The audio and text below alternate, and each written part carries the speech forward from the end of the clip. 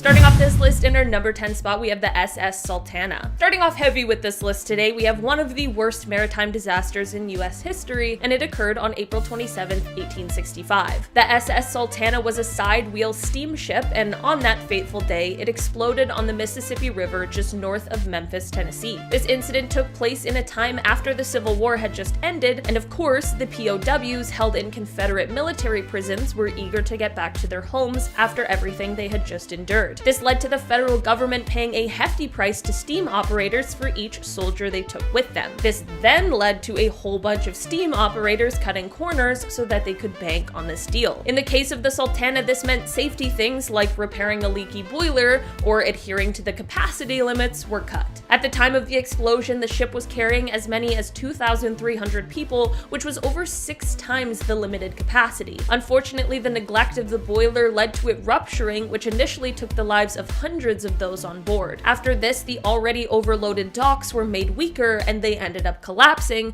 which left people trapped. In the end, around 1,800 people lost their lives. While I'm sure there are many Americans and others from around the world who have heard of this tragic incident by now, at the time, not many people knew about it at all. If you remembered, this happened on April 27, 1865, and President Abraham Lincoln was assassinated on April 14, 1865, which ended up overshadowing this tragic event in terms of coverage. And it's not like there was a 24-hour news cycle back then where they were just constantly being bombarded with the worst of the worst. Even today, where we do have that, terrible things get overlooked and overshadowed all of the time. In our number 9 spot today, we have the MV Dona Paz. This maritime disaster took place on December 20th, 1987, when this passenger ferry collided with the oil tanker, the MT Vector. The collision took place in the Tabla Strait, which is about 180 kilometers south of Manila. This ship was carrying more than 4,000 people, which was double its capacity, and at the time of the collision, there were no senior officers on the bridge of the ship, and on the Vector, there was no lookout, and it is thought that both ships lacked a functioning radio. That's what I like to call all bad. The weather and the waters were both quite calm when the collision happened, and despite the clear visibility, neither ship gave an indication that it noticed the other. When the collision occurred, the 8,800 barrels of oil and gasoline on the Vector quickly ignited and engulfed both ships in flames. Out of the over 4,400 people that were on board both ships, only 26 people were rescued from the waters and survived. It really makes you wonder exactly what happened here, because from an outside perspective, it seems like this tragedy could have been avoided. In our number 8 spot today, we have the MV Wilhelm Gustloff. This ship was a part of the Nazi Strength Through Joy program, which was an important propaganda tool during the Third Reich. This ocean liner is said to have carried German workers who were indulging in leisurely activities on cruises throughout the North Atlantic and the Mediterranean, but when World War II began, it ended up being converted into a hospital ship.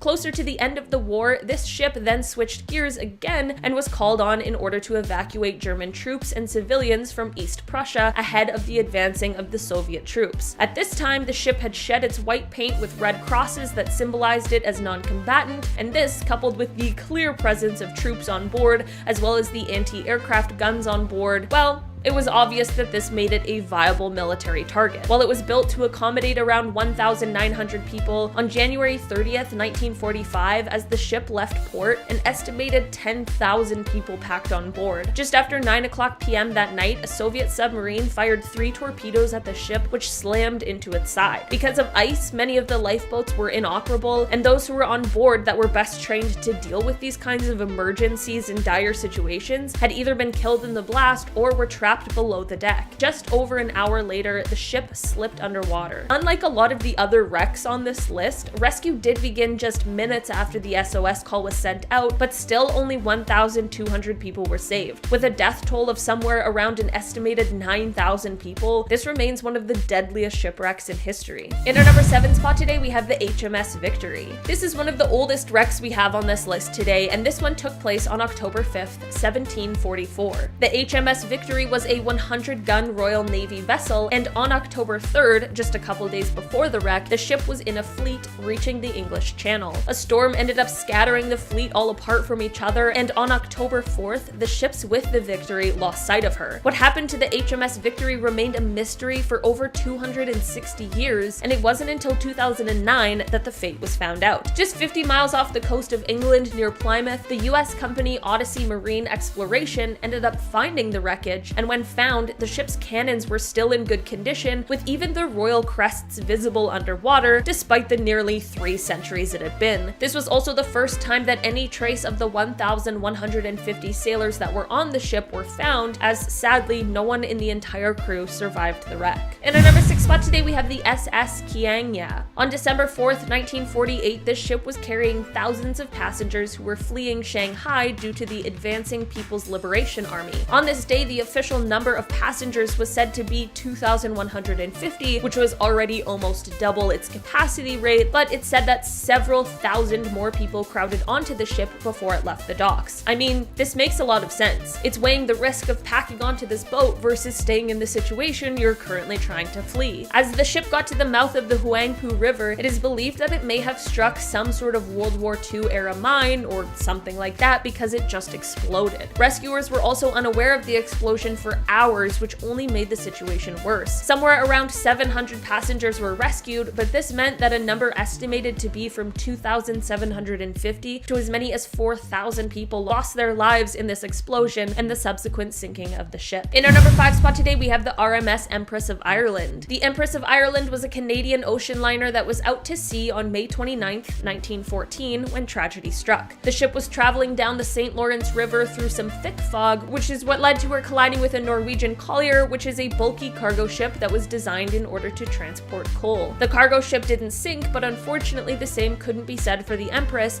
as she listed and fast. Water began pouring in through portholes, which led to those below deck meeting their fate rapidly. The official death toll of the crash is said to have been 1,012 people, and it still remains the worst disaster in Canadian maritime history. It makes me wonder how, as a Canadian especially, I've never heard of this accident before. The wreck of this ship still lies in a fairly shallow 130 feet of water, which has made it a pretty popular diving location for those wishing to retrieve relics. In our number 4 spot today, we have the SS General Slocum. This passenger steamboat was built in Brooklyn, New York, and on June 15th, 1904, it was carrying members of the St. Mark's Evangelical Lutheran Church as they were on their way to a church picnic. They were traveling up the East River on the way to Long Island Sound when a fire started in the lamp room. Considering the fact that the lamp room was obviously filled with lamp oil, while a fire on board a ship is never good, this is one of the worst case scenarios. Actually, lamp oil, oil rags, and nearby paint locker in a cabin filled with gasoline are actually what created this worst case scenario. The safety equipment of this ship was not nearly up to standards, as it was rarely even checked, and when the crew attempted to get the fire hose in order to put out the flames, they found a rotten fire hose that crumbled in their hands. The life jackets being given out to people began to fall apart, and they couldn't even access the lifeboats at all. I cannot even imagine the panic people were feeling at this point. Many of the passengers saw no other option and jumped into the water to try and swim, but like many Americans at the time, they didn't know how, and the heavy wool clothes they wore only worked to weigh them down. At the end of the day, it is said that around 1,021 people lost their lives in this absolutely tragic event. In our number 3 spot today, we have the MV La Julia. This was a ship that was owned by the Senegalese government, and despite the fact that it was designed to carry a maximum of 580 passengers, on September 26, 2002, the ship had at least 2,000 people on board. This is obviously a huge issue, and this, coupled with the fact that there was a large amount of people who were sleeping on the ship's deck, which is of course above the center of buoyancy, only made matters worse. The ship was en route to the Senegalese capital of Dakar, and as it sailed farther out to sea than it was licensed to sail, it ended up encountering a storm and really rough waters. The ship ended up capsizing, and out of the 2,000 people on board, only 64 people survived the entire ordeal. Not only was this because of the fact that the ship sank exceptionally quickly, but it's mostly because rescue was not sent out until several hours after. The wreck is thought to be one of the worst non-military disasters in all of maritime history. Despite the severity of the situation, no one has been charged or prosecuted for the disaster to this day. In our number 2 spot today, we have the MS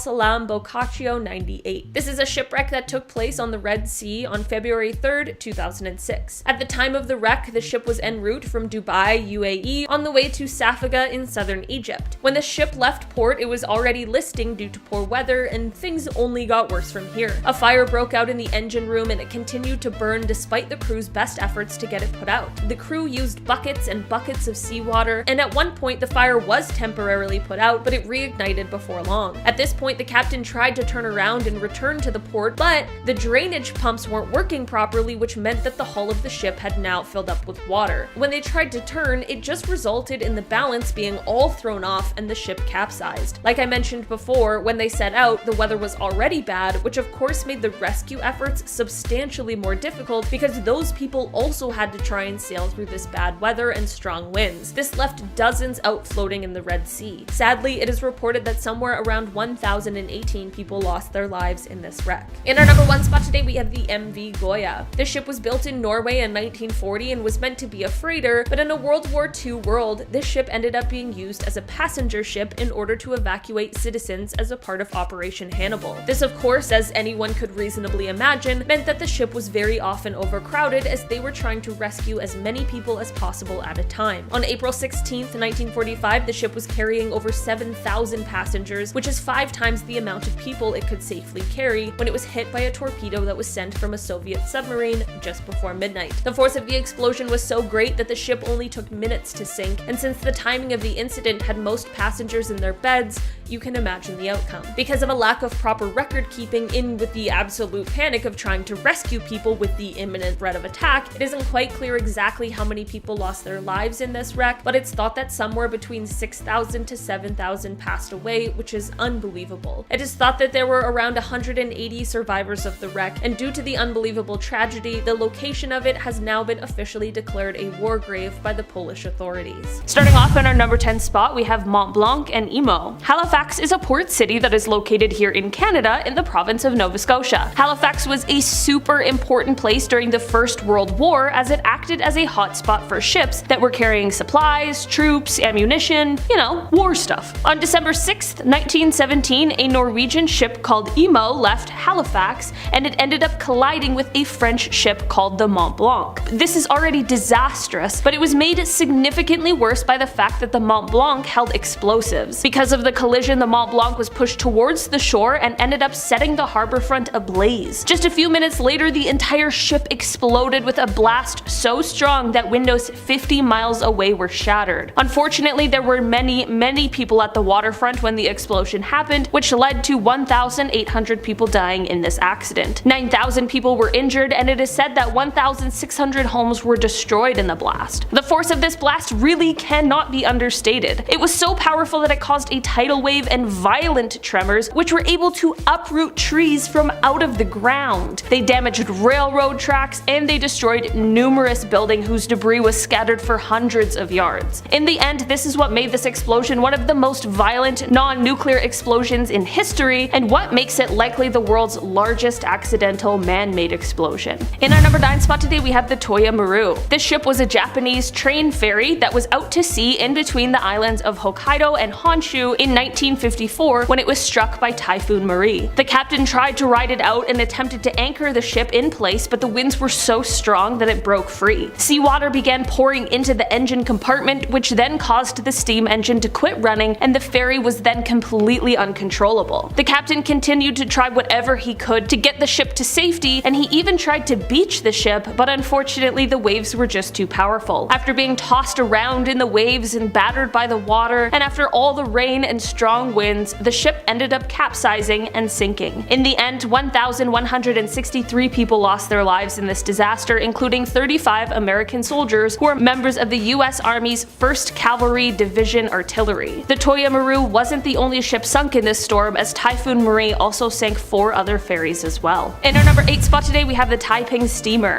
In 1949, the Taiping steamer was out to sea and was seriously overloaded with 1,000 war refugees on board. This ship was sailing from Shanghai, China to Keelung, Taiwan when it collided with a cargo vessel called the Qianyuan. At the time of this accident, the Taiping was fleeing the Chinese Civil War, which is why it was so overcrowded when it only should have been holding a maximum of 580 passengers. This kind of overcrowding did not help with the sinking of the ship and sadly only sped up the process. It is also said that the ship was steaming without lights even though it was after curfew, which of course likely didn't help to avoid this very tragic situation. Sadly, there were 1,500 people who who lost their lives in this collision. In our number 7 spot today, we have the SS Principe Umberto. This ship was built in 1909 as an Italian passenger ship, but in the times during the First World War, it ended up being converted into an armed merchant cruiser. On June 8, 1916, this ship was transporting troops on the Adriatic Sea. These troops were part of the 55th Infantry Regiment and were on their way back from Albania to Italy. Although the ship was accompanied by others, it still ended up being struck by an Austro-Hungarian U-5 submarine that had launched a torpedo attack. This ship ended up sinking just minutes later, and it is said that this disaster took the lives of 1,926 men, making it the worst naval disaster of the First World War in terms of lives lost. In our number 6 spot today, we have the Yamato. This ship was a Japanese battleship that served in the Second World War. She was the lead ship of her class of battleships, and she was one of the 2 of the heaviest and most powerfully armed battleships ever constructed. On April 7, 1945, the ship was about 300 kilometers south of the Japanese island of Kyushu when it was confronted by a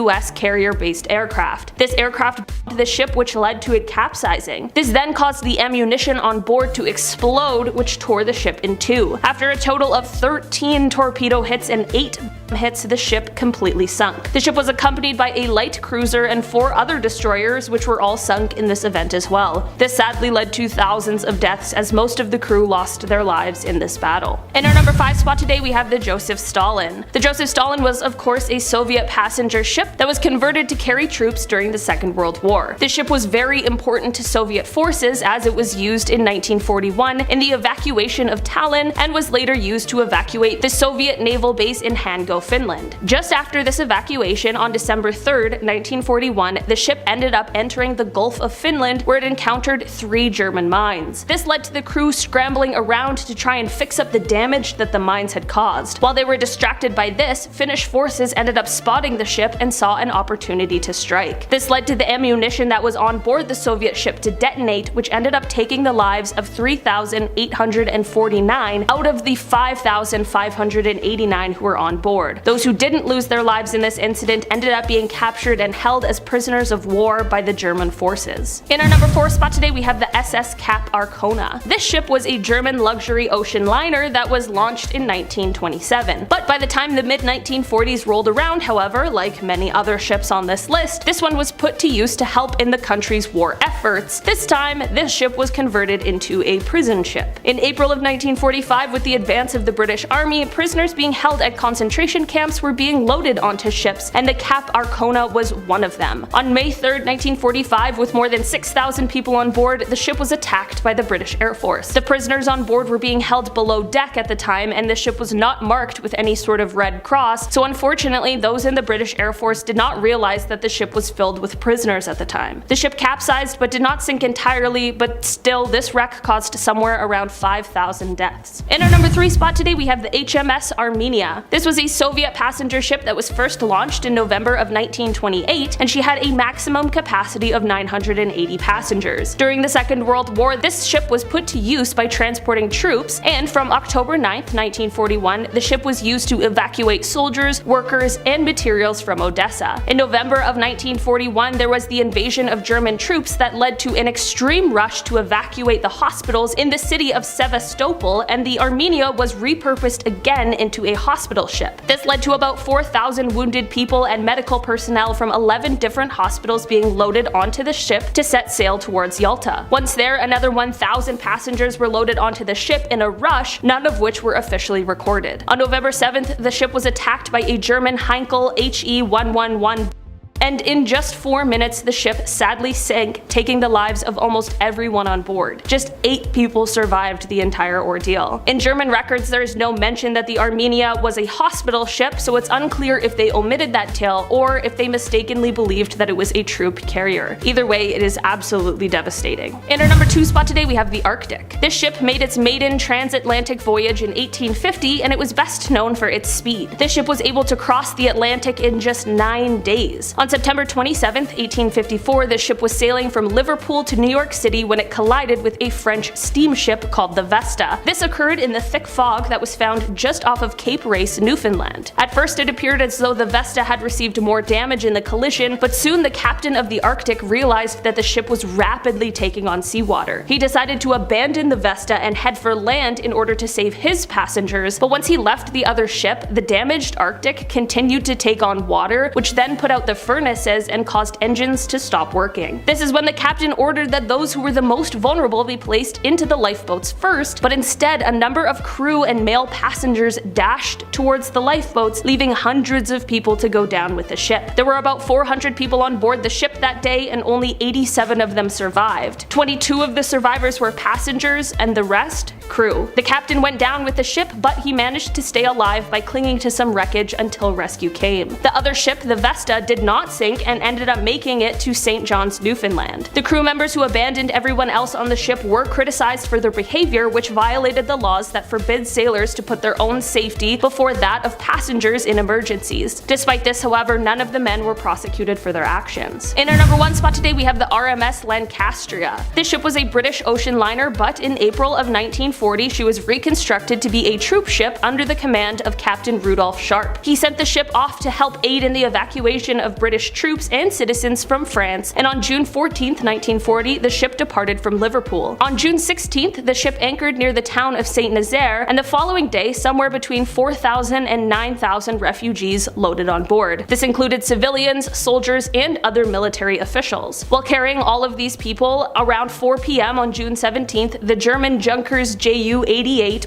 the ship, which caused it to capsize and sink in an extremely fast 20 minutes. This caused over 1,400 tons of fuel to leak into the water, some parts catching fire, and while there were 2,477 survivors, no one is quite sure how many people lost their lives. This is because it was obviously a hectic rescue mission that had people rushing aboard. No one is quite sure just how many people were on board before the attack happened. It is thought that somewhere from 4,000 to 6,500 people might have lost their lives during this, which is truly a terrifying number. Coming in at number 10, we have the Mornak Ship Graveyard in Uzbekistan. This ship graveyard showcases the destructive power that man can have on his environment. This area used to be lush with life, and it was home to the Aral Sea. This was a massive salt lake that housed one of the most diverse ecosystems in the world. It was teeming with life not just below the surface, but above it as well. There were thousands of people that called the borders of this sea home. It was where people would fish and live.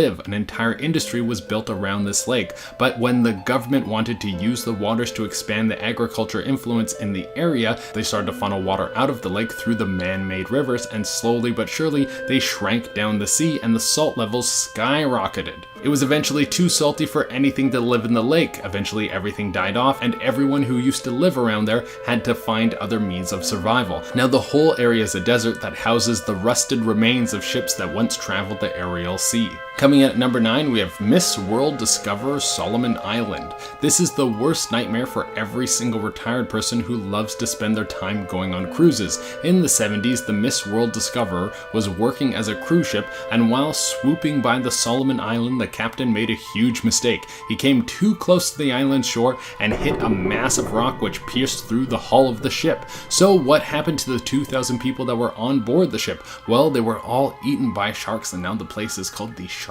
Graveyard. I'm just kidding, that didn't actually happen at all. Actually, not a single person died. Everyone on board managed to make it to the lifeboats. They made it to the shore of the island, and then the island had an operating ferry for tourists to visit. This was all very convenient. So it took a few trips, but they were all able to make it home safely. Coming in at number 8, we have the Mediterranean Sky in Greece. Let's go over to a massive cruise liner that was built all the way back in the 50s. I'm not sure how long a boat is good for, but it would weird me out knowing that you're setting sail on something that is older than my parents. I think when I'm putting my faith in something that's supposed to take me across the ocean, I want to make sure that the blueprints have the latest updates. But even though this ship had a long career, it never saw any problems. The reason that it became a wreck was actually due to lack of use. It was sitting in a Greek harbor for over 2 years, and then one day the ship started to take on water. I don't know if you guys know this about boats, but that is very bad? Well, the owners of the boat didn't have the means to fix it, but they also didn't want to lose it to the murky depths of Davy Jones' locker. So they managed to get the boat to some shallow waters and they got it stuck on land. It stayed there for a time until the boat broke open, and then it was laid there as a wreck. It's now a tourist attraction. I'm kind of realizing that going to see a giant shipwreck is like going to check out a big piece of garbage, but I still want to go for some reason. Coming in at number 7, we have the Bessie White from Fire Island, New York. That sounds like the most brutal place to be shipwrecked. Fire Island? It sounds like there would be an active volcano there and a bunch of locals there that want to tie you up and take you to the mouth of the volcano so they can sacrifice you. But it turns out it's actually a pretty peaceful place. The Bessie White was an old schooner that was mainly used to haul coal throughout America. It's a tough job, but someone's got to do it. The ship crashed off the coast of the island in the 20s, and a pretty penny worth of coal was lost to the world, and I bet a bunch of people were fired that day. You don't make a 6-figure mistake and then just walk into work the next day like nothing happened. For a long time, the boat was gone to the world, but the changing shorelines revealed where it was left. You can go visit the boat whenever you want, but you just have to make it to Fire Island, so that might be a pass for me. Next on the list, we have the SS Maheo on Fraser Island, Australia. This ship was originally a Navy ship, but it came in contact with a very intense cyclone, and now it sits on the shore of Fraser Island. The metal skeleton sits on the beach and looks just as dangerous as it is. Some people think that it would be a good idea to climb and enter the wreckage, and many of them learn quickly that there's nothing in there but pain. Many people have hurt themselves in the wreckage of the ship trying to get too close for photo ops or the perfect selfie. And it doesn't help that Fraser Island is already known for being dangerous from the aggressive wildlife that lives on the island. So if you go there for a visit, try not to draw blood while you explore. You don't want a pack of dingoes to be the last thing you see. Next on the list is the USTA Liberty in Bali, Indonesia. Now we're finally getting to a battleship. The USTA was smashed in the hull by a Japanese torpedo in 1942 just off the coast of Bali. It was extremely close to the shore, only 30 meters away, so most of the men on board were able to abandon ship and swim to the shore. And even though the ship has a dark past, it is now a prime time location for snorkeling and freediving. The wreck is only 9 meters underwater, so you can swim right out to it and dive down to find a wide array of sea life living on it. That's not a bad way to spend your afternoon,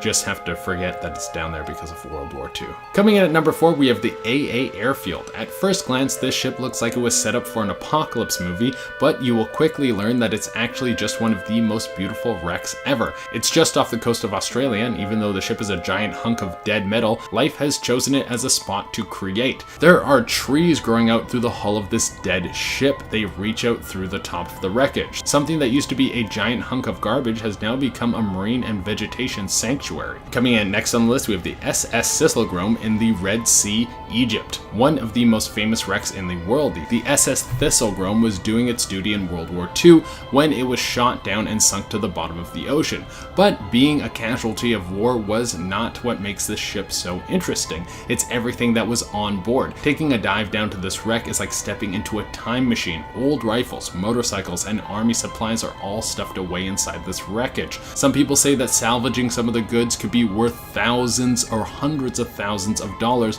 but the wreck is now a protected reef, so there's no way you can bring that stuff back to the surface without breaking the law. It's all looking and no touching. We have the MV Panagotis in Zakynthos Island, Greece. I can't believe it took us this long, but we finally made it to a pirate shipwreck. It's not an old school pirate shipwreck that has black sails and a bunch of scurvy-ridden hooligans who are constantly drunk on rum. No, this pirate ship was operating back in the 80s. It would come to a place known as Smuggler's Cove. This is considered the most beautiful beach in all of Greece. The waters are crystal clear, and the only way you can get there is by boat unless you can swim like Aquaman. This is why it was such a hot spot for smugglers to bring goods in and out of Greece. Well, one day the captain of the Panagotis was feeling a little bit bold and he brought the ship in way too close and it hit land. The crew did what they could to try and get the boat loose, but there was nothing they could do. It now sits on the shore of the beach as an added tourist attraction. And number 1 on the list is the SS Yonglanga, Queensland, Australia.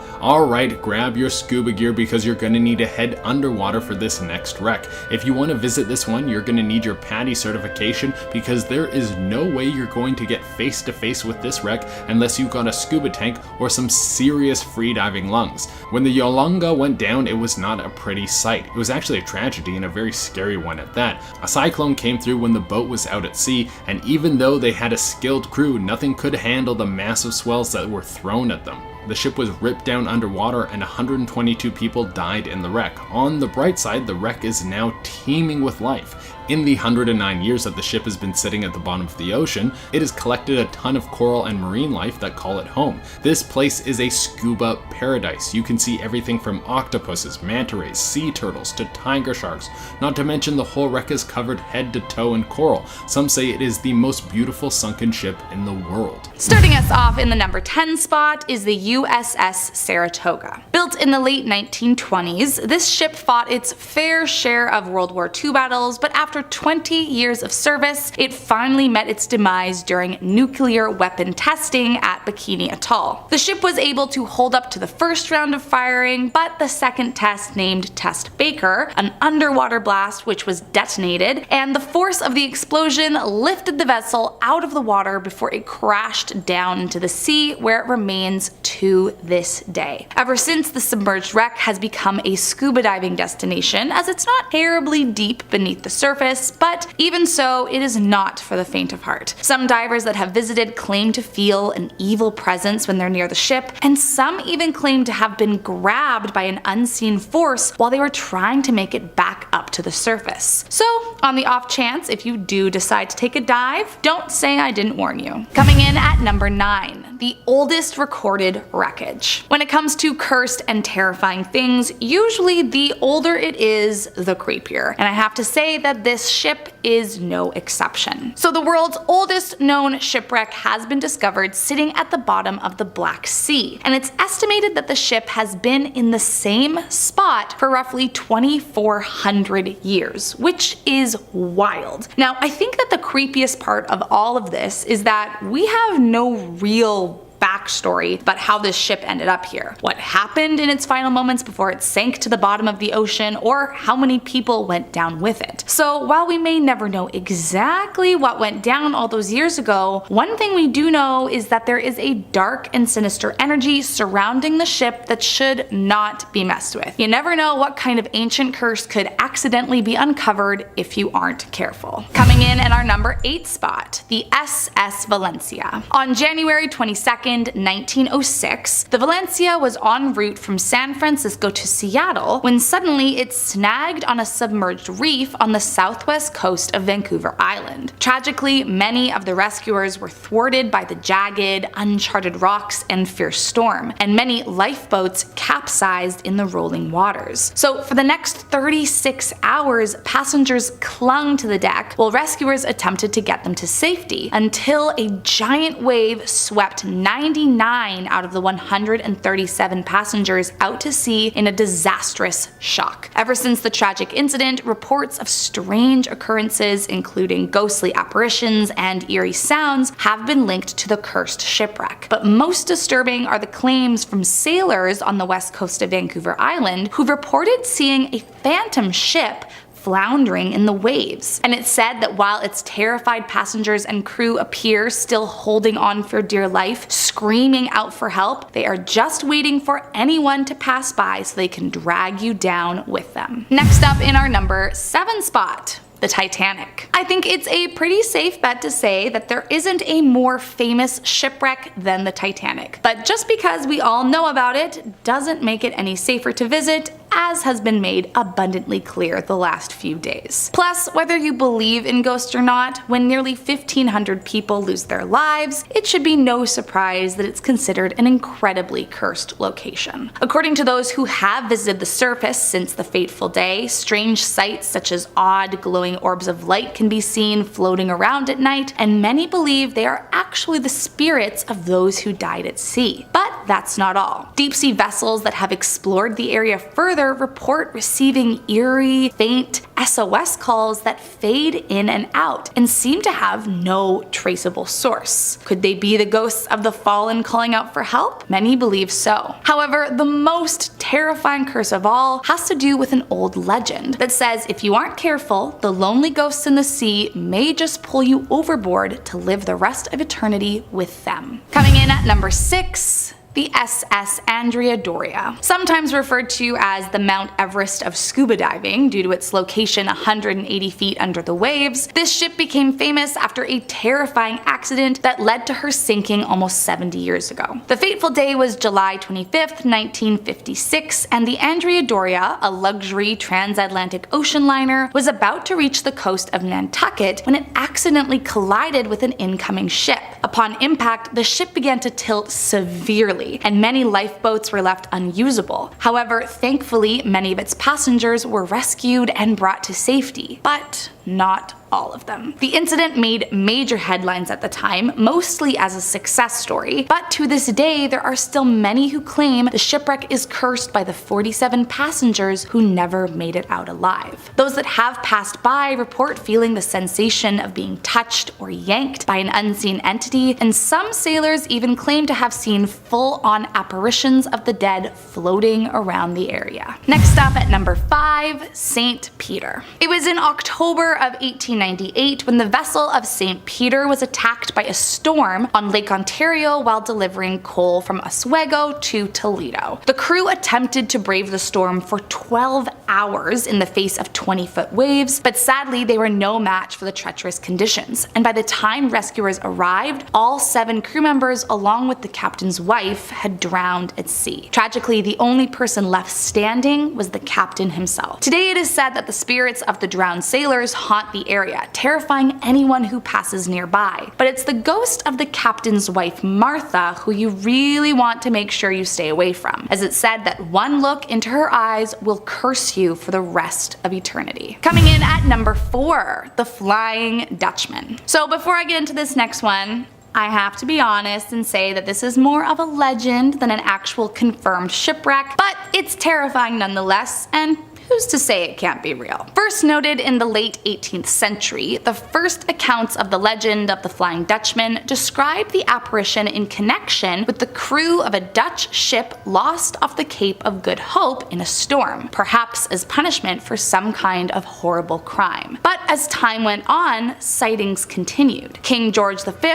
described seeing a ship glowing with a strange red light off the coast of Australia in 1881. Then in March of 1939, about a dozen people claimed to see the vessel off the coast of South Africa. And during World War II, German Admiral Karl Donitz said that members of the crew of one of his U-boats had seen the Dutchman while patrolling off Cape Town. But what exactly were the terrifying sightings, you ask? Well, some reports mention a crew of skeletons dancing in the rigging, while others warn that the ship has the ability to lure other vessels into the rocks, as supposedly the captain is jealous of other ships who might pass the Cape, and will do everything in his power to prevent them by ensuring their death in a storm. Coming in at number 3, RMS Rhone. Reportedly one of the most haunted wrecks in history, the tales about the RMS Rhone are about as disturbing as you can imagine. In October of 1867, while traveling through the Caribbean, the captain saw an unexpected storm ahead. Now initially, he was not concerned as it was well past hurricane season, and he even accepted passengers from another smaller ship to be transferred, as the Rhone was regarded as unsinkable.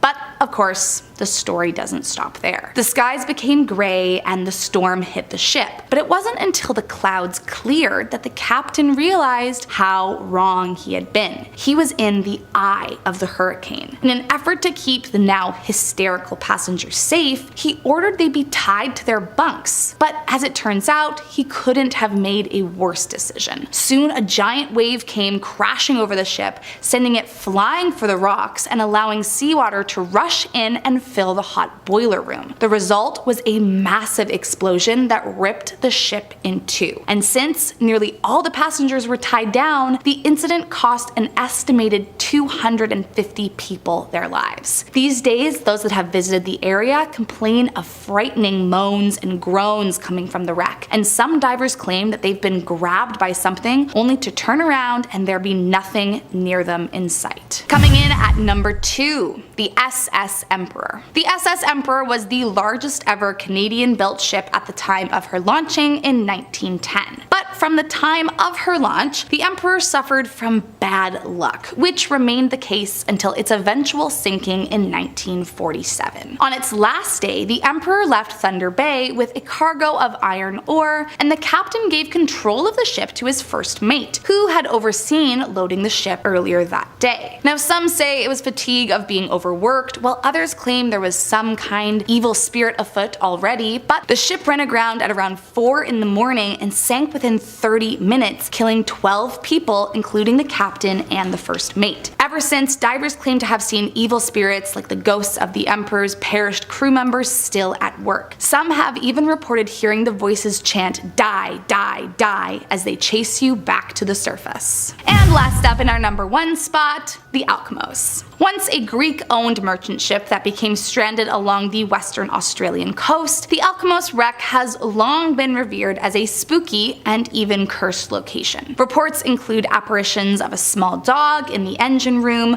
footsteps on ladders when no one's there, a human figure in rubber boots, nicknamed Harry, and Morse key clatters in the unoccupied radio room. But those are a far cry from the real dangers it holds. One curse has to do with the legend that the welders were sealed between the hulls of the ship when it was still under construction, and that their angry, vengeful spirits haunt the wreck seeking out revenge. But the scariest spirit is the mysterious crew member who killed a radio operator on board before taking his own life. It's said his full apparition can be seen wandering around the wreck, and legend has it that anyone who gets too close to the ship will be possessed by his evil spirit and forced to commit the same crime that sent him to his death. So, unless you have an exorcist on speed dial, then this is probably not the place for you. At number 10, we have the Flying Dutchman. Yes, we'll kick off this list with a boat who the famous SpongeBob character is named after. It would be amazing if you guys could hit up the comments and leave me a ton of SpongeBob memes. That would be awesome. But in real life, the Flying Dutchman isn't a ghost, and Davy Jones' locker isn't a locker full of stinky socks. The Flying Dutchman was a real boat, and it was famously captained by Van der Decken. He was trying to sail all the way to the East Indies with his trusty crew. The old school sailor life would have been amazing, except for all the pirates and scurvy and drowning to death. Well, they hit a massive storm all the way at the Cape of Good Hope, and even though Van der Decken had one of the finest crew around, they were not able to make it through the storm. Now it's said that the ghost crew and the ship are cursed to sail the waters for the rest of time, and hundreds of fishermen have said that they have spotted the ship floating around the ocean fog. At number 9, we have Governor Parr. Alright, for this one we have something that is a little less exciting than a boat that is directly connected to one of the greatest cartoons of all time, but Governor Parr has its own charm. The ship was thrown together in 1918 and the world was never sweet to it. It was constantly under repairs, and in 1923 the ship was hit by such a large storm that it was nearly ripped apart and it was left unusable, and the captain was killed. This left the crew stuck on board with a boat with no way to get around, but luckily they were found.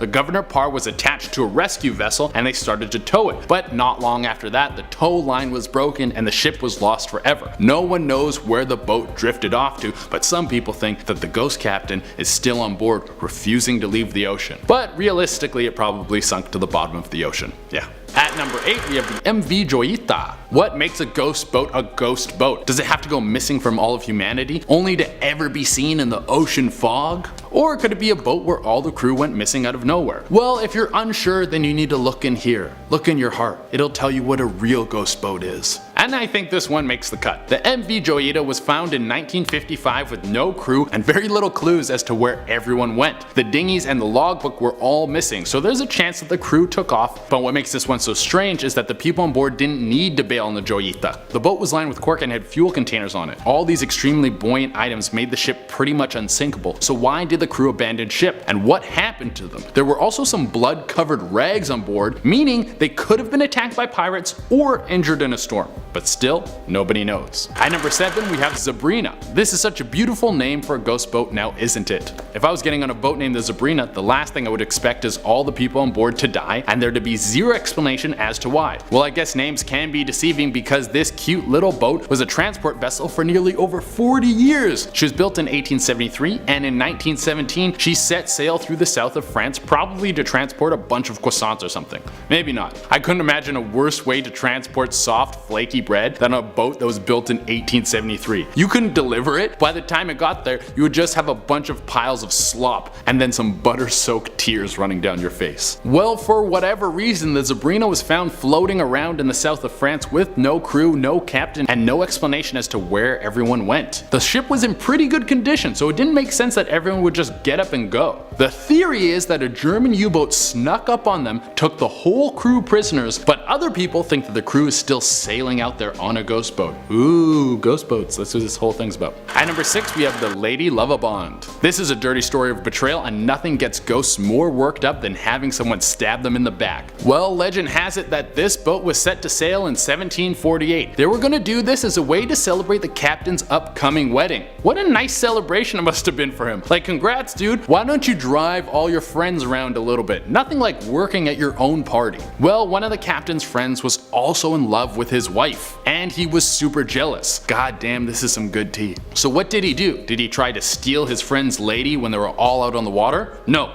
Did he try to poison the captain and throw his body overboard so no one could find out what happened to him? No. He took control of the ship and then sailed it into the Goodwin Sands, killing everyone on board. My god, dude, I think you could have figured out a better way to deal with this. But still, amazing tea. This is very spicy gossip. Now it's said you can still see the boat sailing around the crash site. At number 5 we have the Jian Seng. The Jian Seng was a giant transport tanker that was discovered off the coast of southwest Queensland. When the ship was boarded, it seemed that whatever group of people that were on the boat left a long time ago. The ship was extremely run down and the engines were shot, but the weirdest thing was that the nameplates and identifiers were removed from the boat. Like, whoever was on this boat or whoever was the cause of why this boat went missing didn't want anyone to find out where this boat was going or why. The only thing the people searching on the ship could find was a ton of rice. This is how they were able to determine that this was a transport vessel. While on board, the search party said they could hear strange voices and there was a constant presence that something was there watching them. No company, no country, or person ever came forward to claim this boat. So when it was determined that this boat had no home, it was sent out to the middle of the ocean and then sunk. Damn dude, you didn't even strip it for parts? Just chuck it down to the bottom of the ocean? Seems like a waste. At number 4 we have the Octavius. Good old Otto Octavius trying to take down Spider-Man in pirate form. Actually, if that's a thing, if there's an alternate universe Spider-Man comic where he's a pirate, please hook me up with a link to that in the comments. That sounds like the perfect combination of dumb and cool that always makes my brain happy. Well, unfortunately this story has nothing to do with Spider-Man. This boat was found off the coast of Greenland in 1775. It was just drifting along because the entire crew had froze to death. The whole boat was just packed full of icy zombies frozen in place. Well, don't get the wrong impression, they weren't like real zombies like walking around. They were just frozen to death, so they looked all creepy like zombie. You guys get it, you understand. One of the creepiest things about this is the captain. He froze to death at his desk trying to fill out a captain's log from 1762. That means this frozen pack of Jack Sparrows have been floating around on the water for over a decade. At number 3 we have Carroll A. Deering. I wonder who gets the job of naming all these boats because some of them are so dope, but this one stinks. Carroll A. Deering? She sounds like she has a pencil case collection and complains about how Pepper has a lot of kick to it. Well, this poorly named boat was transporting coal from Virginia to Brazil. It was a good old working boat. It made the trip there alright, but something happened on the way back. The boat disappeared and then was found abandoned off the coast of North Carolina. The lifeboats were gone as well as the crew's belongings, but there was never an explanation as to what happened. Everyone on board was gone. It could have been a mutiny, but we really don't know. At number 2 we have the Caleuche. Here's a well-named boat, guys. Caleuche sounds like a dance you do to win the heart of your soulmate while simultaneously slapping a man to death.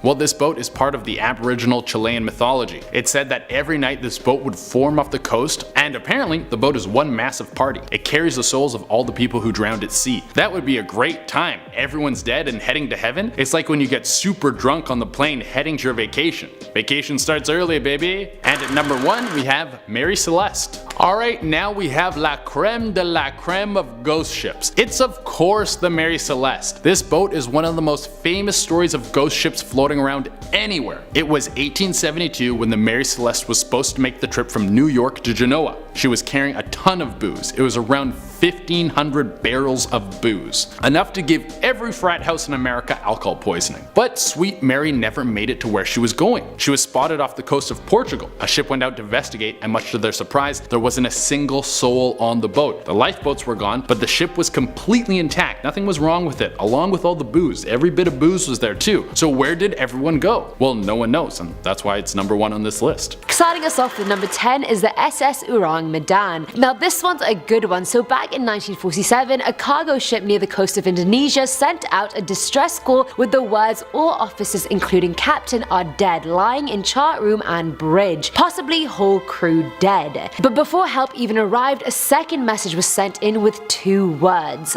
"I die," which is spooky as hell. I wouldn't even know how to help if I was on the receiving end of that, so I don't even know what the person did. When the rescue workers finally boarded the ship, they found all crew members dead with their arms outstretched and their bodies contorted as if they froze fighting something off. But there was no sign of cause of death. None of the bodies had any trauma or injuries on them, they were just plain dead. While the rescue workers were aboard, the engine room caught fire, so they had to abandon the ship and let it sink, along with the possibility of an autopsy investigation. However, even that version of the story was debated because a year later a newspaper article came out stating a survivor said the crew died because the cargo, which was sulfuric acid, had leaked. What makes this even shadier is that the SS Ourang Medan couldn't even be found in any registry. So did this even happen at all? Or was it just pure fabrication? Let me know your thoughts in the comments. And coming in at number 9 is the Lady Lover Bond. I feel like this one could be the premise of a Spanish medieval telenovela. It's a mixture of hate, jealousy, rage, and most importantly, love. In 1748, the day before Valentine's Day, naturally, a captain set a sail to celebrate his wedding. His friend was also aboard the ship to celebrate, but he was far from enjoying. He too was in love with the captain's wife, and out of hatred, he steered the ship into the Goodwin Sands and thus sinking the ship and killing everyone aboard. Ever since the incident, the ship is seen every 50 years sailing near the Kent area. It's been seen in 1798, 1848, 1898, and 1948, and a lot of boats even sent out rescuers thinking it was a real ship, but they just couldn't find the ship the closer they got to it. Now this is an interesting story, but the only thing that makes me skeptical is how did it sink if it just hit a sandbank? I mean, how can a sandbank damage a ship that much? Would it not just be stuck on top of the sand? Could the crew not just exit the ship and get on the sand? There's just some loose ends that don't add up for me here, but I'm also no nautical expert, so all my questions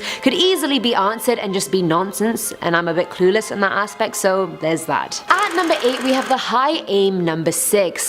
The irony. Aim high they did, but succeed they did not. This fishing boat left Taiwan on Halloween Day 2002, so this is the most recent legend we've had so far, but it's also quite messed up. The boat was found a whopping 3 months after its departure by the Australian Navy. When they found it, the engine was on full throttle even though the main gas tank was empty. The auxiliary tanks were full but untouched. They found at least 10 tons of bonito tuna kept cold but no crew members. Eventually one crew member was found months later and he was arrested after confessing that the crew had worked with pirates and killed the ship's captain and main engineer. But he never said why they did what they did. And it's not like they ran off with the loot, which in this case were the 10 tons of tuna, so the motive is still a mystery. Filling our number 7 slot is the Mary Celeste. I feel like people have such official names for their boats and ships. I said I would just name mine something short and sweet like the Oyster or the Pearl. Is that lame? I feel like maybe that's lame. Anyway, on the morning of the 7th of November 1872, Captain Briggs, his wife and daughter,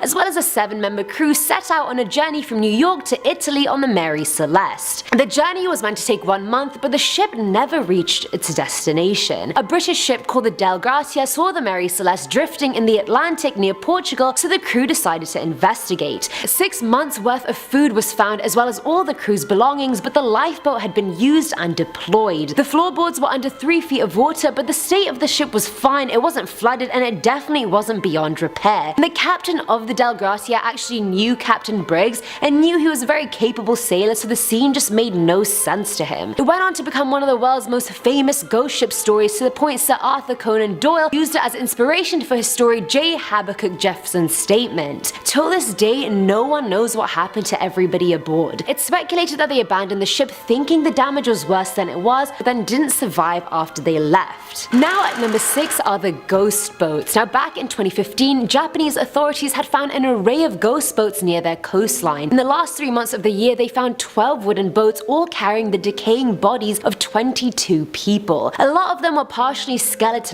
2 had no heads, and 1 boat just carried 6 skulls. While trying to guess and figure out where all these ghost boats and bodies were coming from, they theorized that they must be coming from North Korea. One of the ships said Korean People's Army on it, and another one had a tattered bit of cloth on it, probably from their national flag. So they think maybe either they were just fishing vessels that strayed off course, or they were filled with defectors trying to escape. Coming in at number 5 is the Joola. Now back in 1955, a fishing and charter boat was lost at sea, missing its intended destination by 5 weeks. The air search mission couldn't find the boat anywhere, but a merchant ship managed to find it drifting 600 miles away from its origin with no crew or cargo aboard. All they found was a doctor's bag and a ton of bloody bandages with the radio tuned into the universal distress signal. Other than those clues they left behind, no one knows what happened, and the crew was never seen again. I really want to know who was injured and what ended up happening. I feel like if they all died, the guy with the bandage was the first person to go. I'm sorry, let's face it. At number 4 is the Saho. Now Saho wasn't a ship, it was just a yacht belonging to a German sailor called Manfred Fritz Badgerat, who had been sailing around the world for over 20 years. So, you know, he had a bit of experience. In early 2016, however, 2 fishermen found the yacht floating near the coast of the Philippines. It was in really poor condition when it was found, and the mainsail was broken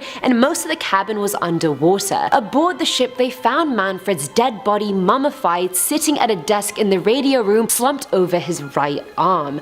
Autopsy reports show he had only been dead for 7 or 8 days, but the hot temperatures, salty sea air, and ocean winds caused his body to mummify rapidly. He was last seen back in 2009, but a friend did say she had heard from him on his birthday in 2015. It's believed he died from a heart attack, and the mast on his yacht broke after that, since as an experienced sailor he wouldn't have gone into a storm while he was still alive. Imagine no one had seen the yacht, it would have still been floating around somewhere in the world, and his daughter would have no idea what happened to her father. The sea is such a vast and unpredictable place, my mind would just run wild if that was me. Filling our number 3 slot is the Kaleuche. This one is a legend hailing from Chilota mythology. The ghost ship can be seen near the island of Chiloe every night. The ship itself is said to be a conscious and sentient being. Despite it carrying the spirits of all the people who have drowned at sea, the ship is meant to be stunning, bright, and always filled with party music and laughter if you do ever manage to get a glimpse of it. But that in and of itself is near impossible, since it can only be seen for a few moments before immediately disappearing or submerging itself underwater and continuing its journey. The ship is run by a crew of drowned spirits who are brought to the ship by 2 Chilote mythological figures, Sirena Chilota, which are 2 mermaid sisters, and Pincoya, their brother. Once they're aboard the ship, they can just continue living just as they were before, which honestly seems like a pretty good afterlife deal. On the other hand,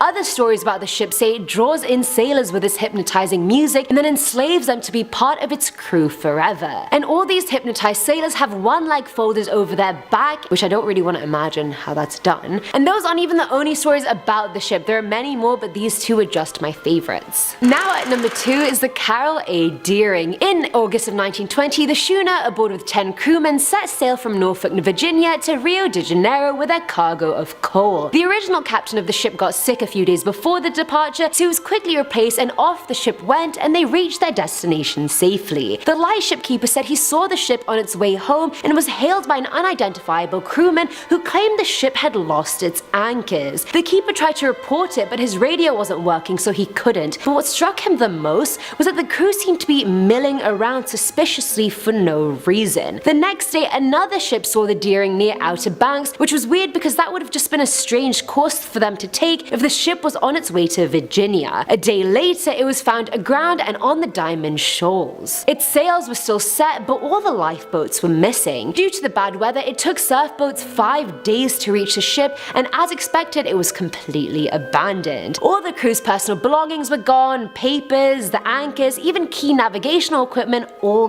gone. Despite an extensive search, no logs were found either. The most viable explanation people have come up with is that a mutiny must have occurred due to the crew's apparent dissatisfaction with the new captain, who already had a pretty uneasy relationship with the crew. Is that just not really dramatic? I feel like they were on their way home, they didn't have to endure him for much longer. Did they really have to go through all the trouble of crashing the ship and then deserting it? I feel like waiting it out would have just been easier and a lot less energy would have been spent on it, but honestly, to each their own. If you want to sink the ship, go ahead. And finally, at number 1 is the Flying Dutchman. I think this is the most well-known ghost ship urban legend around. I didn't know any of the ones on this list before, but the Flying Dutchman I've heard of from The Simpsons, as well as of course Pirates of the Caribbean. And the legends surrounding the ship are plentiful since it has been around for a while. Most people have seen it around the Cape of Good Hope during terrible weather conditions. The ship always looks like it's caught in the storm and on the verge of crashing into the rocks before just disappearing completely. For ships that happen to see it while at sea, it's called the harbinger of death and destruction. The story goes that Captain Verder Decken wanted to establish a settlement near the Cape of Good Hope for a break from the rough weather they were experiencing. When the ship rounded the cape, a horrible storm commenced and the ship was in danger of capsizing. But even still, against the wishes of his crew, the captain forced them to go ahead even if it meant they'd sail until doomsday. Another story claims a fight ensued between the captain and the rebel group amongst the crew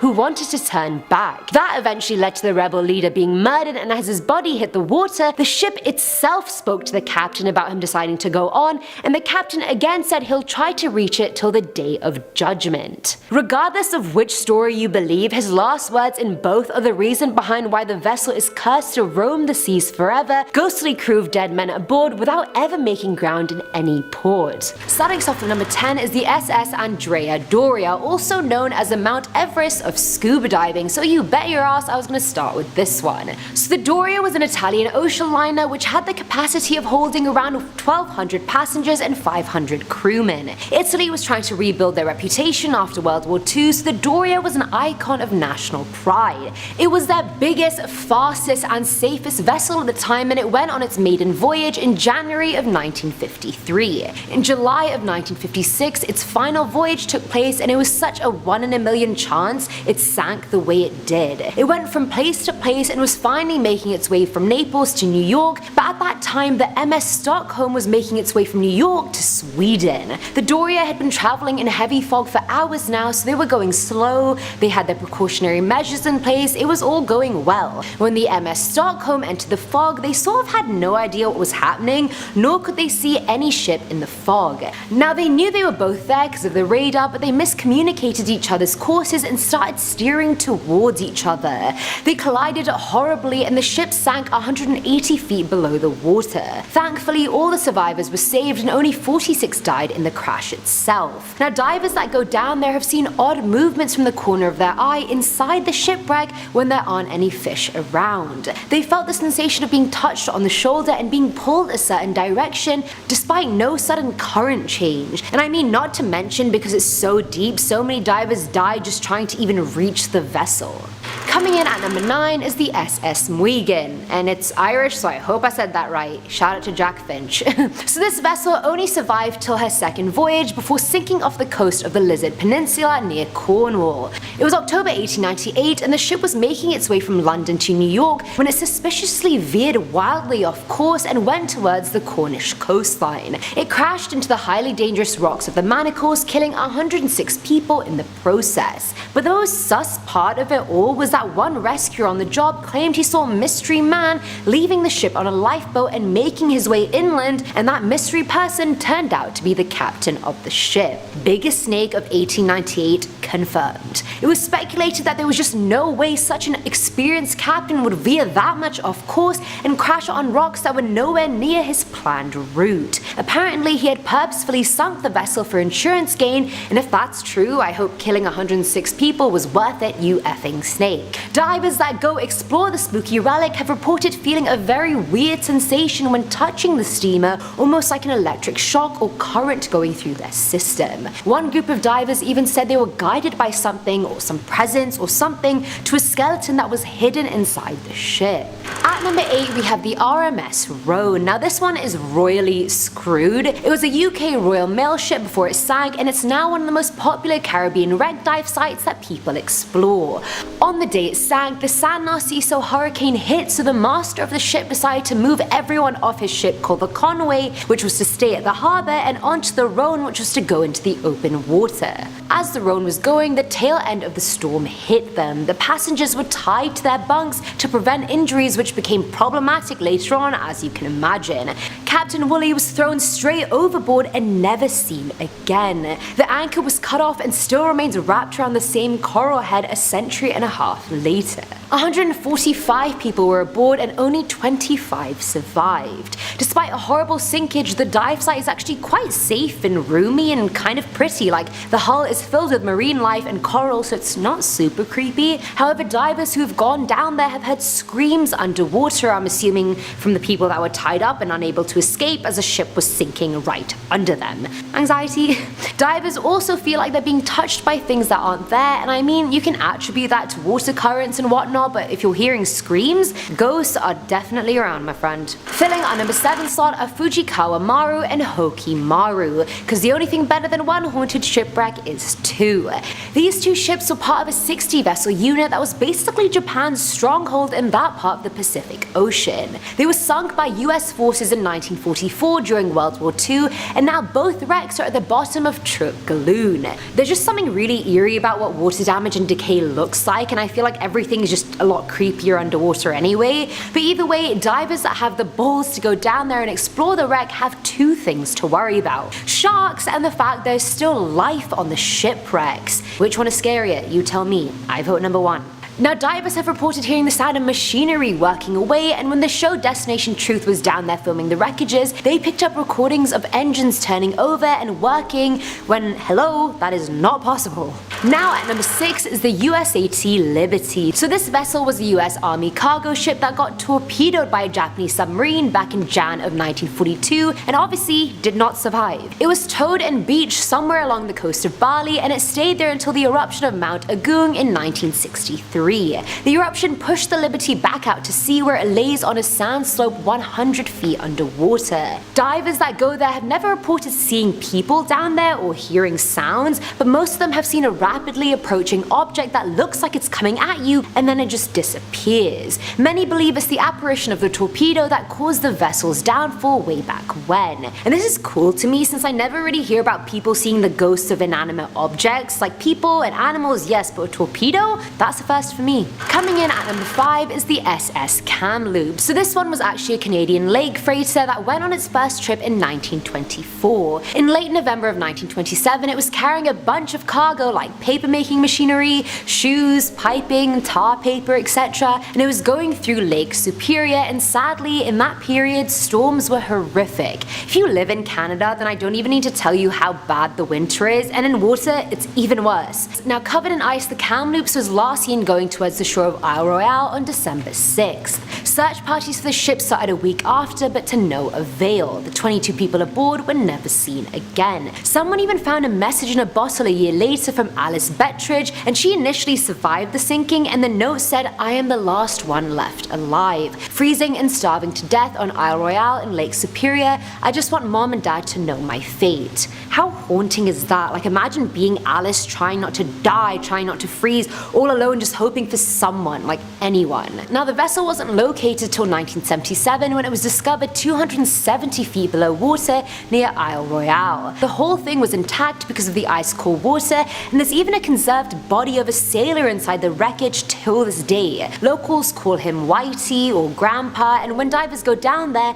they feel this happy aura around his body that they can't explain. Grandpa also has the habit of moving around on his own despite being jammed under debris. Some divers have claimed he's under a ladder, others say he's under a door. How does he randomly move under debris? Like, the water can't move him like that. How does he do that? Grandpa, tell me your secrets. At number 4 is the Ethel Shipwreck, and if you guys haven't heard of the YouTube channel Amy's Crypt, definitely check it out. She investigated the shipwreck at night and I was genuinely just shitting myself watching it, and if you guys like scary things, there you go. Now on the 2nd of January 1904, the Ethel was on its way from South Africa when it hit a reef off the coast of South Australia. The wreck was not as big of a tragedy as you'd think. When it struck the reef, a young 19-year-old boy volunteered to swim to shore with a lifeline, but he was swept away and killed ASAP Rocky. Thankfully, by the next morning, the Ethel drifted to shore and everyone was safe. Suspiciously enough, the vessel that reported the Ethel's wreckage was called the Ferret, and that ship went down the same way in the exact location the Ethel did, but just 16 years later. Now there are 26 shipwrecks along the coast and it looks like a ship graveyard, because it is. There's just a bunch of ship skeletons, and yes, they actually look like skeletons, so I was like, wow. Amy went to the wreckage at night and used a device that transforms frequencies we can't hear into ones we can. She asked if there was someone around them that was aboard the Ethel, and a clear hymn was heard on the device. Members of her crew felt like they were being touched by the spirits around them, and I honestly wouldn't be surprised judging by how many ships died there. Filling our number 3 slot is the Salem Express. Now this was originally a French passenger ship that sank in the Red Sea. It was basically a roll-on, roll-off car and person ferry that operated between Egypt and Saudi Arabia. Now on the 17th of December 1991, the vessel was on its way back from carrying hundreds of Egyptian pilgrims when it hit the Hindman Reefs. Now the ship was hit really badly. Its bow completely blew open and it was underwater within minutes. Around 470 people died, which was controversial since around 700 people were aboard the ship, and if that was the case, where did the rest of these people go? Like, where they at though? Now teams went to the wreckage to recover the bodies under there, but had to eventually stop since it was getting too dangerous to go into the wreckage since its openings were sealed with plates, and if you get stuck under there, you're screwed. Now the thing is like a frozen relic in time. There are still cars down there, luggage, TVs,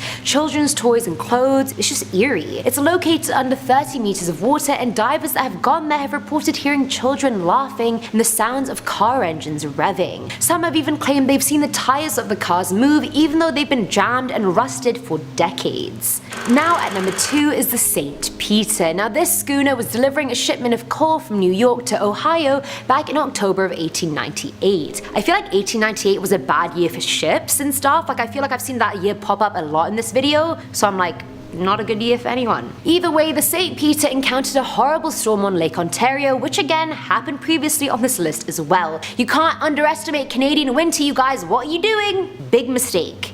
Anyway, the storm destroyed the vessel and the crew actually survived for 12 hours after the wreck during 70-mile-per-hour winds and 20-foot waves. They're the real MVPs right there. My heart goes out to the unimaginable things they had to go through in those 12 hours. By the end of it, when rescues finally got there, there was only one survivor, and that was the boat's captain, who was clinging to the boat's mast. Apparently his wife Martha was clinging onto it too, but drowned mere minutes before her husband was rescued. It said her spirit haunts the wreckage and divers like to go around the October period because it said Martha's ghost is most likely to be seen around her death anniversary. No matter what time of the year divers go though, they always experience horrible conditions around the area of the boat. Said to be, I guess, the weather haunting the area, just like it did when it sank? Who knows? And finally, at number 1 is the SS Emperor. Always gotta save the best for last, you guys. Now the SS Emperor was a Canadian freighter that sank off the shore of Isle Royale in Lake Superior back in 1947. The Great Lakes are honestly just taking down everyone, like no mercy, and no one is safe. Hide your kids, hide your wife. Now on the 3rd of June 1947, the vessel left Thunder Bay with nearly 10.5 tons of iron ore. By midnight, the captain gave the ship to the first mate, who was extremely fatigued. That caused him to not realize the ship was going the wrong way, and by 4 AM the freighter crashed on Canoe Rocks near Isle Royale. The whole thing literally sank within 30 minutes and 12 crewmen died, including the first mate and captain. Rescuers got there quickly and rescued everyone else aboard, but bodies were missing and have still yet to be found. The wreckage nowadays has a very sinister reputation. Apparently divers have seen the dead crew still working away at the ship with its ruined equipment. Instead of having eyes, they have dark pools of nothing and have been heard whispering the word die repeatedly. Nah, B? Nah. And that's it for today's video, guys. I don't know who in their right mind would want to go and explore a haunted shipwreck God knows how many feet underwater. I'm not trying to be that deep underwater, I'm not trying to get drowned by some salty spirit who died in one of the Great Lakes, and I'm certainly not trying to get eaten by sharks. Nabi? I don't care if they're not found in the areas of these shipwrecks. I know they will still eat me and find me. I don't care what you guys say. I refuse to believe it. Alright, coming in at number 10, we have the mystery of the mannequin boat. Following the Category 5 Hurricane Irma in 2017, a ghost ship washed ashore on Melbourne Beach in Florida. Mysteriously, the ship was intact, surviving the intense storm. Named Kuki, the 45-foot sailboat seemed to have traveled hundreds of miles before being washed up on the beach. No living soul was found on board, but 2 mannequins were found below deck, having survived the ordeal unscathed. What they were doing on the ship and what happened to the captain, sadly, we just don't know. Coming into number 9, we have the anonymous Jian Seng. In March 2006, a slightly rusty ghost tanker ship was found off the coast of Queensland in Australia. She had a broken tow rope, which suggests that she was being towed by another boat and at some point broke loose. There was nobody on board when the Jian Seng was discovered, but no signs of damage or piracy were visible. At first, sea officers thought the boat had simply got loose and were waiting for someone to claim it. When nobody did, they ran extensive searches of registered ships, but the boat had never been registered. When they checked the ship's engine, it was inoperable. Other than being identified as Jian Seng, nobody knows where the boat came from. An Australian Customs Service spokesman said, "It really is a bit of a mystery, I'll say." Coming into number 8, we have the mystery of High Aim 6. On January the 8th, 2003, a Taiwanese vessel, the High Aim 6, was found drifting in Australian waters. More in Australia, what is going on? When the ship was broached, there were no souls aboard, yet weirdly, there were no signs of distress. The boat was tugged to shore in Broome, Western Australia, where a forensic investigation took place. However, no signs of the crew were discovered. All that was discovered were 7 toothbrushes and a cargo full of rotting fish. The boat's owner was contacted and he said he last spoke with the captain in December of 2002. One crew member, an Indonesian man, was later tracked down. Now, he didn't provide many details on his survival, but he did say that both the captain, Chen Tae Cheng, and the ship's engineer, Lin Chung Lee, had been murdered. My goodness. Perhaps there was a mutiny on board, or there was a hidden motive, but nobody has ever been able to fully explain it.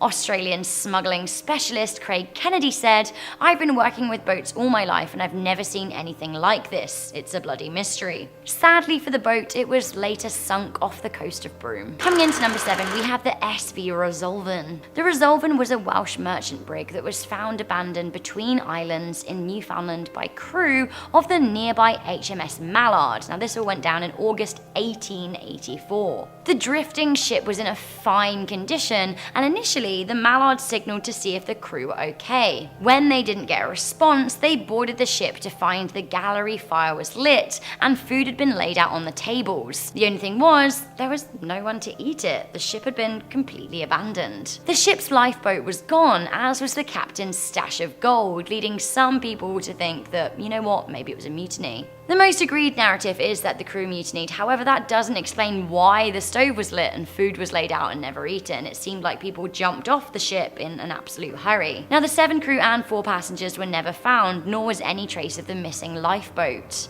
The Resolven case lay unresolved to this day. Coming in at number 6, we have the SV Carroll A Deering. After passing Cape Lookout in North Carolina in January 1921, the 5-mast cargo boat became wrecked, and basically it was run aground in mysterious circumstances. Her crew and her logbook were missing, nowhere to be found. The mystery of the boat's final voyage is one of the most discussed and written about maritime mysteries of all time. Weirdly, when the North Carolina Cape Lookout lightship spotted the boat a few days before she was found abandoned, the captain reported a thin man with reddish hair and a foreign accent acting strangely. He also noted a number of oddly placed crew members. What happened to these people over the next few days remains a mystery. It is suspected that the ship may have been a victim of mutiny, as it had been reported that the crew didn't very well like the captain, with one worker previously arrested for threatening to get him. Others claim that she was a victim of the Bermuda Triangle. 5 US departments of government ran investigations, as the Carroll A was one of a number of ships to be wrecked or missing in a short period of time. No information was discovered to explain the wreck and the missing crew. It's still unresolved. We have a nice little urban legend for you to pepper the middle of this list.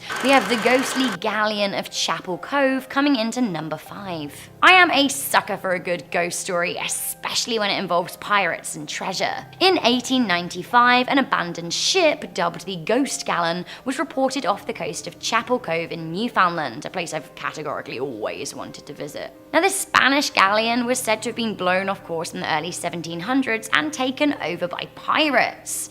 The pirates were said to have dispensed with the crew and took the treasure the Spanish ship was hoarding for themselves. Now, according to legend, they buried some of it in Chapel Cove. Now, newfies watching, don't be tempted to go and look for it. It is said that those who go in search of the gold will see a vision of the ghostly galleon and be visited by its dead pirates who aim to kill. Yikes. Coming into number 4, we have the SS Valencia. In January 1906, the SS Valencia was found wrecked off Vancouver Island in BC, Canada. The ship was struck. It had hit a reef in bad weather. Reversed, the crew noticed a large gash in the hull, so they ordered her to run aground to prevent her from sinking. She was stranded on rocks in horrible weather and separated from the shore by 50 meters of choppy water. 6 out of 7 lifeboats were immediately deployed against the captain's orders. 3 flipped while they were being lowered, 2 capsized when they were in the water, and 1 disappeared altogether. 2 groups of survivors made it off the boat, 1 in the final lifeboat and 1 by facing the tides and swimming. Of the 56 crew and 108 passengers, 136 people died as rescue teams struggled to get to the wreck. The survivors' awful tales of the ship floundering have marked history. Strangely, as the ship slowly sank, crew of the rescue ship, the city of Taiping, reported seeing the shape of the Valencia in the black exhaust. Reports of 8 skeletons dead in a lifeboat stuck in a cave emerged. Some people even say they saw lifeboats being manned by skeletons rowing in the water. A phantom ship was later spotted by sailors sometime after the sinking. Some even reported human figures holding onto the ship's rigging. Even weirdly, 27 years after the disaster, one of the lifeboats from the Valencia was found adrift in good condition. What happened to it over the past 3 decades, nobody knows. Coming in at number 3, we have the mystery of the Mary Celeste. The Mary Celeste is one of the most discussed abandoned ships of all time and a key player in maritime folklore. The real-life story goes that in November 1872, the merchant ship set sail from New York. A month later, the boat was found near the Azores Islands, completely abandoned but in a seaworthy condition.